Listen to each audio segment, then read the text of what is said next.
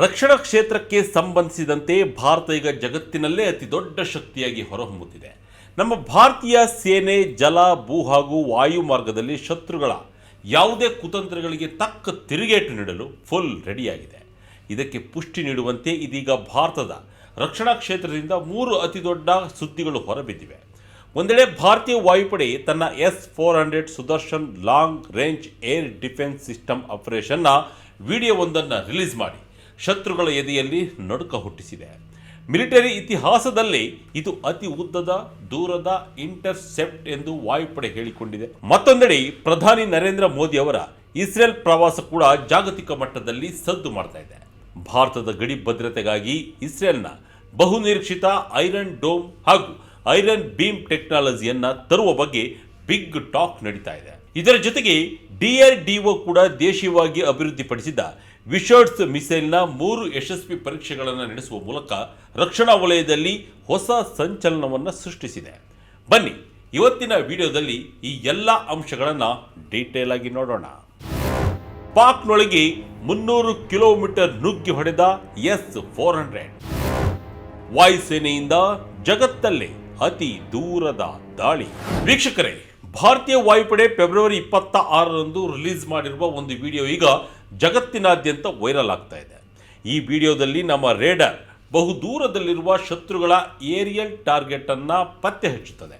ಅದಾದ ತಕ್ಷಣ ಭಾರತದ ನೆಲದಿಂದ ಅತ್ಯಂತ ವೇಗವಾಗಿ ಚಿಮ್ಮುವ S-400 ಕ್ಷಿಪಣಿಯೊಂದು ಬಹುದೂರದಲ್ಲಿರುವ ಆ ಗುರಿಯನ್ನು ಕ್ಷಣಾರ್ಧದಲ್ಲಿಯೇ ಧ್ವಂಸ ಮಾಡುತ್ತದೆ. ಈ ವಿಡಿಯೋದ ಮೇಲೆ ಮಿಲಿಟರಿ ಇತಿಹಾಸದಲ್ಲಿ ದಾಖಲಾದ ಅತಿ ಉದ್ದದ ಕಿಲ್ ಮತ್ತು ಶತ್ರುಗಳ ಕಣ್ಣಿಗೆ ಕಾಣಿಸದೇ ಇರಬಹುದು, ಆದರೆ ನಮ್ಮ ವ್ಯಾಪ್ತಿಯಿಂದ ಎಂದಿಗೂ ಹೊರಗಿರಲು ಸಾಧ್ಯವಿಲ್ಲ ಎಂಬ ಖಡಕ್ ಎಚ್ಚರಿಕೆಯನ್ನು ಸಂದೇಶವನ್ನು ಬರೆಯಲಾಗಿದೆ. ನಿಮಗೆ ನೆನಪಿರಬಹುದು, ಕಳೆದ ವರ್ಷ ಮೇನಲ್ಲಿ ನಡೆದ ಆಪರೇಷನ್ ಸಿಂಧೂರ ಟೈಮ್ನಲ್ಲಿ S-400 ಸಿಸ್ಟಮ್ ಪ್ರಮುಖ ಪಾತ್ರ ವಹಿಸಿತ್ತು. ಪಾಕಿಸ್ತಾನದ ಭೂ ಪ್ರದೇಶದೊಳಗೆ ಬರೋಬ್ಬರಿ 300 ಕಿಲೋಮೀಟರ್ ದೂರದಲ್ಲಿದ್ದ ಟಾರ್ಗೆಟ್ ಅನ್ನು ನಿಖರವಾಗಿ ಹೊಡೆದುಳಿಸಲು ಈ ವ್ಯವಸ್ಥೆಯನ್ನ ಬಳಸಲಾಗಿತ್ತು. ಇದು ಸೇನಾ ಇತಿಹಾಸದಲ್ಲಿ ಅತಿ ದೊಡ್ಡ ಮೈಲಿಗಲ್ಲಾಗಿದೆ. ಇದೀಗ ರಾಜಸ್ಥಾನದ ಪೋಖ್ರಾನ್ನಲ್ಲಿ ನಡೆಯಲಿರುವ ವಾಯುಪಡೆಯ ಬೃಹತ್ ಪ್ರದರ್ಶನವಾದ ವಾಯುಶಕ್ತಿ 2026 ಸಮರಾಭ್ಯಾಸಕ್ಕೂ ಮುನ್ನ ಈ ವಿಡಿಯೋ ಬಿಡುಗಡೆಯಾಗಿರುವುದು ಶತ್ರು ರಾಷ್ಟ್ರಗಳಿಗೆ ನಡುಕ ಹುಟ್ಟಿಸಿದೆ. ಏನಿದು S-400 ಸುದರ್ಶನ್ ಚಕ್ರ ಮಿಸೈಲ್? ರೇಡರ್ ಸಾಮರ್ಥ್ಯ ಕೇಳಿದ್ರೆ ದಂಗಾಗ್ತೀರಾ. ಅಷ್ಟಕ್ಕೂ ಈ S-400 ಟ್ರಯಂಫ್ ಎಂದರೆ ಏನು ಗೊತ್ತಾ? ಇದು ರಷ್ಯಾದ ಅಲ್ಮಾಜ್ ಆಂಟೆ ಅಭಿವೃದ್ಧಿಪಡಿಸಿದ long range surface to air missile defence system ಆಗಿದೆ. ಭಾರತೀಯ ವಾಯುಪಡೆಯಲ್ಲಿ ಇದನ್ನು ಸುದರ್ಶನ್ ಚಕ್ರ ಎಂದಲೇ ಕರೆಯಲಾಗ್ತದೆ. 2018ರಲ್ಲಿ ಭಾರತವು ಸುಮಾರು $5.4 ಮಿಲಿಯನ್ ವೆಚ್ಚದಲ್ಲಿ 5 S-400 ರೆಜಿಮೆಂಟ್ಗಳನ್ನು ಖರೀದಿಸಲು ರಷ್ಯಾದೊಂದಿಗೆ ಒಪ್ಪಂದ ಮಾಡಿಕೊಂಡಿತ್ತು. 2021ರಿಂದಲೇ ಇದರ ವಿತರಣೆ ಪ್ರಾರಂಭವಾಗಿದೆ. ಯುದ್ಧ ವಿಮಾನಗಳು, ಕಣ್ಗಾವಲು ವಿಮಾನಗಳು, ಡ್ರೋನ್ಗಳು, ಕ್ರೂಸ್ ಕ್ಷಿಪಣಿಗಳು ಮತ್ತು ನಿರ್ದಿಷ್ಟ ಬ್ಯಾಲಿಸ್ಟಿಕ್ ಕ್ಷಿಪಣಿಗಳನ್ನು ಪತ್ತೆ ಹಚ್ಚಿ ಟ್ರ್ಯಾಕ್ ಮಾಡಿ ಧ್ವಂಸ ಮಾಡುವಂತೆ ಇದನ್ನು ಡಿಸೈನ್ ಮಾಡಲಾಗಿದೆ. ಇದರಲ್ಲಿ ಹಲವು ರೀತಿಯ ಕ್ಷಿಪಣಿಗಳಿವೆ. ವಿಶೇಷವಾಗಿ 40NC ಕ್ಷಿಪಣಿಯು 400 ಕಿಲೋಮೀಟರ್ ವರೆಗಿನ ರೇಂಜ್ ಅನ್ನು ಹೊಂದಿದೆ. ಹಾಗೆಯೇ 40N6 ಮತ್ತು 9M96 ಸರಣಿಯ ಕ್ಷಿಪಣಿಗಳು ಮಧ್ಯಮ ಮತ್ತು ಅಲ್ಪ ಶ್ರೇಣಿಗಳನ್ನು ಕವರ್ ಮಾಡುತ್ತವೆ. ಇದರ ಕಣ್ಗಾವಲು ರೇಡರ್ ಹವಾಮಾನ ಪರಿಸ್ಥಿತಿಗಳಿಗೆ ಅನುಗುಣವಾಗಿ ಸುಮಾರು 600 ಕಿಲೋಮೀಟರ್ ದೂರದವರೆಗೆ ಗುರಿಗಳನ್ನು ಪತ್ತೆ ಹಚ್ಚಬಲ್ಲದು. ಒಂದೇ ಬಾರಿಗೆ ಅನೇಕ ಗುರಿಗಳನ್ನು ಟ್ರ್ಯಾಕ್ ಮಾಡುವುದು ಮತ್ತು ಏಕಕಾಲದಲ್ಲಿ ಅನೇಕ ಶತ್ರುಗಳ ಮೇಲೆ ದಾಳಿ ಮಾಡುವುದು ಇದರ ವಿಶೇಷತೆ. ಇದು ಮೊಬೈಲ್ ಪ್ಲಾಟ್ಫಾರ್ಮ್ಗಳನ್ನು ಹೊಂದಿರುವುದರಿಂದ ಕ್ಷಿಪ್ರವಾಗಿ ಒಂದು ಕಡೆಯಿಂದ ಮತ್ತೊಂದು ಕಡೆಗೆ ಸ್ಥಳಾಂತರಿಸಬಹುದು. ಭಾರತದ ವಾಯು ರಕ್ಷಣಾ ಗ್ರಿಡ್ನಲ್ಲಿ ಇದು ಆಕಾಶ್ನಂತಹ ಸಿಸ್ಟಮ್ಗಳೊಂದಿಗೆ ಸೇರಿ ಕಾರ್ಯನಿರ್ವಹಿಸುತ್ತದೆ. ಇನ್ನು ಪೋಖ್ರಾನ್ನಲ್ಲಿ ನಡೆಯುವ ವಾಯುಶಕ್ತಿ 2026 ಸಮರಾಭ್ಯಾಸದಲ್ಲಿ Tejas, Rafale, Jaguar, Mirage 2000, Sukhoi 30 MKI, MiG-29 ಮತ್ತು ಹಾಕ್ ಜೆಟ್ಗಳಂತಹ ಅತ್ಯಾಧುನಿಕ ಯುದ್ಧ ವಿಮಾನಗಳು ಮತ್ತು ಹೆಲಿಕಾಪ್ಟರ್ಗಳು ಗರ್ಜಿಸುತ್ತಿದ್ದು ಜಗತ್ತಿಗೆ ಭಾರತದ ವಾಯುಪಡೆಯ ಶಕ್ತಿಯನ್ನ ತೋರಿಸುತ್ತಿವೆ. ಭಾರತಕ್ಕೆ ಬರುತ್ತಾ ಇಸ್ರೇಲ್ನ ಐರನ್ ಡೋಮ್. ಪ್ರಧಾನಿ ಮೋದಿ ನೇತನ್ಯಾಹು ನಡುವೆ ಬಿಗ್ ಟಾಕ್. S-400 ರಷ್ಯಾದ ತಂತ್ರಜ್ಞಾನ. ಈ ರಷ್ಯಾದ ಟೆಕ್ನಾಲಜಿ ಜೊತೆಗೆ ಭಾರತ ಈಗ ಇಸ್ರೇಲ್ನಿಂದಲೂ ಅತ್ಯಾಧುನಿಕ ತಂತ್ರಜ್ಞಾನವನ್ನು ಪಡೆಯಲು ಮುಂದಾಗಿದೆ. ಪ್ರಧಾನಿ ನರೇಂದ್ರ ಮೋದಿ ಅವರು ಇತ್ತೀಚೆಗೆ ಇಸ್ರೇಲ್ಗೆ ಭೇಟಿ ನೀಡಿದಾಗ ಅಲ್ಲಿನ ಪ್ರಧಾನಿ ಬೆಂಜಮಿನ್ ನೇತನ್ಯಾಹು ಅವರೊಂದಿಗೆ ಬಹುಕೋಟಿ ಡಾಲರ್ ಮೌಲ್ಯದ ರಕ್ಷಣಾ ಪಾಲುದಾರಿಕೆ ಒಪ್ಪಂದದ ಮಾತುಕತೆಗಳನ್ನು ನಡೆಸಿದ್ದಾರೆ. ವಿಶೇಷ ಎಂದರೆ ಭಾರತ ಕೇವಲ ಶಸ್ತ್ರಾಸ್ತ್ರಗಳನ್ನು ಖರೀದಿಸುತ್ತಿಲ್ಲ, ಬದಲಾಗಿ ಇಸ್ರೇಲ್ನ ಖ್ಯಾತ ಐರನ್ ಡೋಮ್ ಮತ್ತು ಐರನ್ ಬೀಮ್ ಏರ್ ಡಿಫೆನ್ಸ್ ಸಿಸ್ಟಮ್ಗಳ ಹಿಂದಿನ ತಂತ್ರಜ್ಞಾನವನ್ನು ಪಡೆಯಲು ಸಜ್ಜಾಗಿದೆ.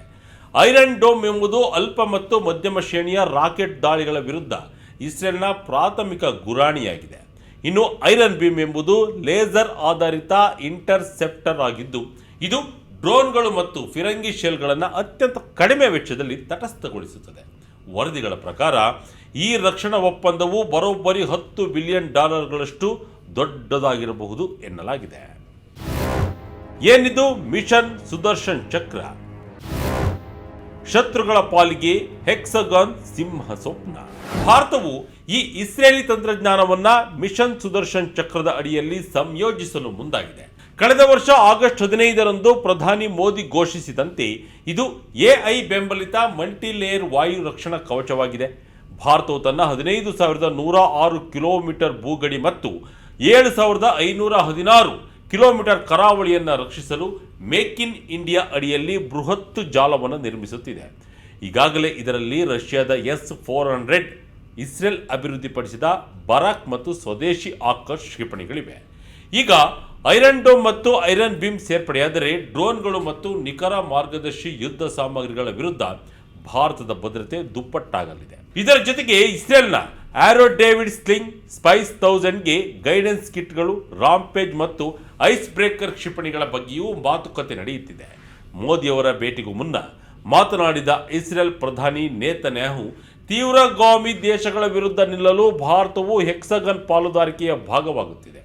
ಆದ್ದರಿಂದ ಈ ತಂತ್ರಜ್ಞಾನ ವರ್ಗಾವಣೆಯು ಕೇವಲ ವ್ಯಾಪಾರವಲ್ಲ, ಇದು ದಶಕಗಳ ಕಾಲದ ಭದ್ರತಾ ಬದ್ಧತೆಯಾಗಿದೆ.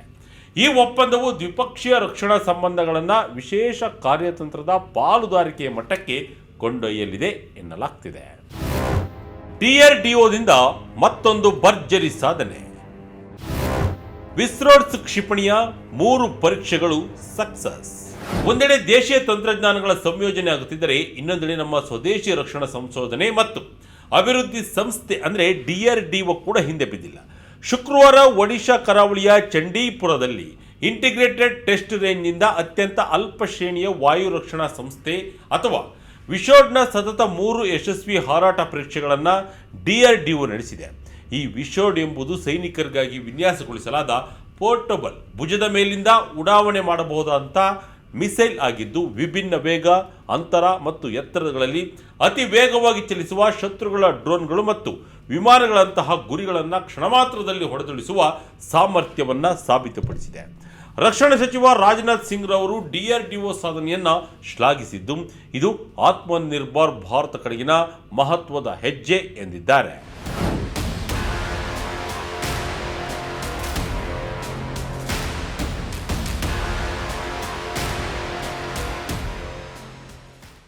ಒಟ್ಟಿನಲ್ಲಿ ಭಾರತದ ಈ ತ್ರಿಕೋನ ಭದ್ರತಾ ಕಾರ್ಯತಂತ್ರವು ಇಡೀ ವಿಶ್ವದ ಗಮನ ಸೆಳೆಯುತ್ತಿದೆ.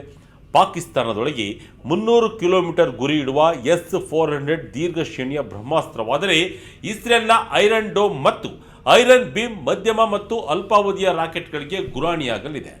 ಜೊತೆಗೆ ನಮ್ಮದೇ DRDO ನಿರ್ಮಿತ ವಿಶೋಡ್ ಸೈನಿಕರ ಕೈಯಲ್ಲಿರುವ ಇನ್ಸ್ಟಂಟ್ ಪ್ರತಿದಾಳಿಯ ವಜ್ರಾಯುಧವಾಗಲಿದೆ. ಜಗತ್ತು ಯುದ್ಧದ ಕಾರ್ಮೋಡಗಳಲ್ಲಿ ಸಿಲುಕಿರುವ ಈ ಅನಿಶ್ಚಿತ ಸಮಯದಲ್ಲಿ ಭಾರತ ನಿರ್ಮಿಸುತ್ತಿರುವ ಈ ಮಿಷನ್ ಸುದರ್ಶನ್ ಚಕ್ರ ಶತ್ರುಗಳ ಪಾಲಿಗೆ ನಿಜಕ್ಕೂ ಅಕ್ಷರಶಃ ಮೃತ್ಯುಪಾಶವಾಗಿ ಪರಿಣಮಿಸುತ್ತೆ. ಇಂತಹ ಕಟ್ಟುನಿಟ್ಟಾದ ಮತ್ತು ಅತ್ಯಾಧುನಿಕ ವಾಯು ರಕ್ಷಣಾ ಕವಚವನ್ನು ಭೇದಿಸಿ ಭಾರತದೊಳಗೆ ನುಗ್ಗುವುದು ಇನ್ನು ಮುಂದೆ ಶತ್ರುಗಳಿಗೆ ಹಗಲುಗನಸಾಗಲಿದೆ.